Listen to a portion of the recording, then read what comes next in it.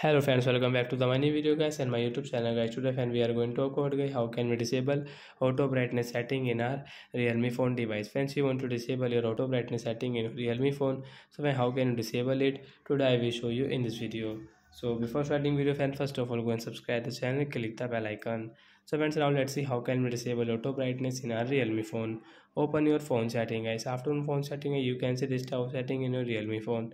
So when scroll it friends, you can see guys your brightness setting Realme phone. So I will click on brightness setting, then guys scroll it friends, you can see your auto brightness setting. Right side this icon guys, you can see in your Realme phone.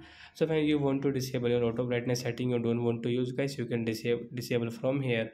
So we will tap here to disable. After disable guys, we can increase brightness, we can decrease brightness without any problem guys. So brightness will not increase and decrease automatic now after disable auto brightness setting. So like that guys, we can disable auto brightness setting. So that's it guys, thanks for watching the video guys, we will meet on next video, bye guys.